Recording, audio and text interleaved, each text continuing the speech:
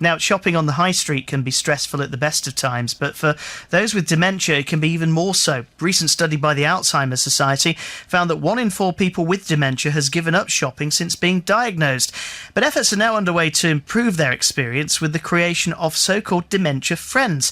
That's staff in shops and banks who will learn how they can be more understanding and helpful.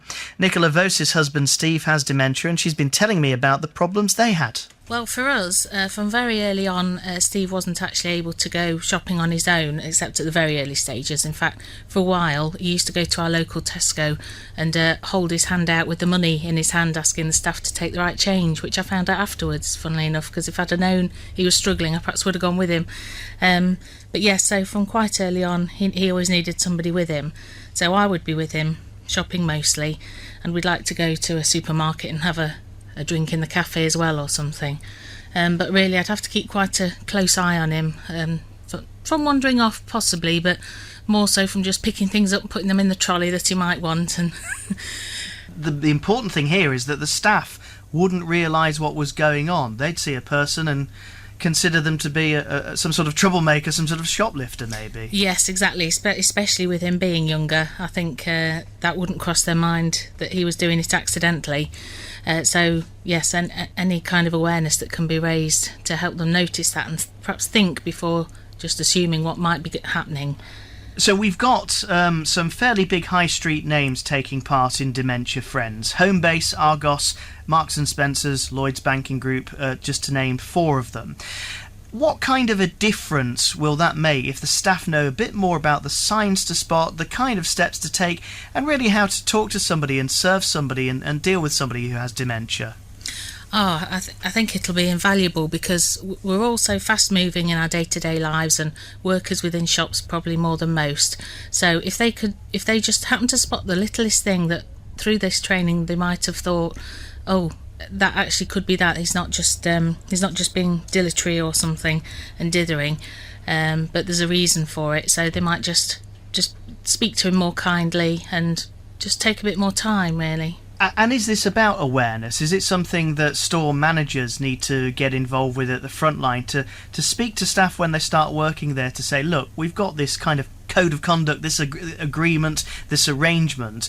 These are the sorts of things that you need to look for. Dementia isn't just about old people. Yes, exactly. And it's actually quite a quick thing just to mention to them just in the first place. And these information sessions will help them have a bit more knowledge, and it's such a quick and easy thing to do. It's less than an hour, and we'll pass on so much information that I think they won't forget themselves. So it'll help them in real life as well as their work life. Nikola Voce speaking to me a little earlier on. Robbie Lane is from the Alzheimer's Society. Afternoon to you. Good afternoon. So how did the idea of Dementia Friends come about? Well, it was quite an ambitious idea, something that we've been doing with the Department of Health to basically improve the general understanding for 1 million people across the UK. So it started with the general public. So we have what we're called Dementia Friend Champions, which are volunteers, and Nicola is one of those. And they give these information sessions, and then the next step, I think a logical step really, was to think, let's get business involved. And as you said, I think there are a lot of advantages of doing that. You've got some of the big high street names on board. I think the real challenge might be with the independent stores, because they might argue, look, we've got no resources, we can't afford to do this. Is it something that costs? No. The programme very much relies on the goodwill of volunteers, and when we're working with businesses, it might be the case that we would offer a sort of session to someone in the store, and then they would offer it to their colleagues. So hopefully there wouldn't be a cost attached to it. It's not sort of formal, it's not a day's training where people are having to go away from work, things like that.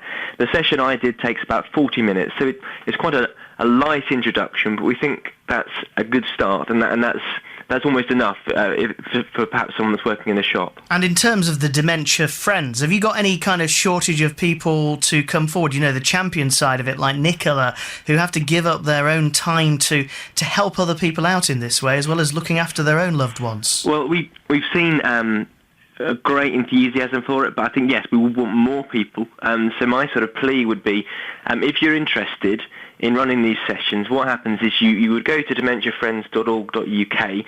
It's all online, unfortunately, just because of the resources and the money we had to do this.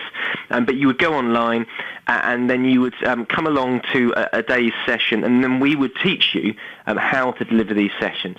And then you would organise them, perhaps if you're a part of a local group, or if in a sports club or WI or anything like that, and you would deliver one of these sessions and help us reach that 1 million people. That's excellent news. Robbie Lane from the Alzheimer's Society in the East Midlands. Sounds like a really simple, effective idea, just to look out for people and to understand a little bit more about dementia. It's 13 minutes to 6 now.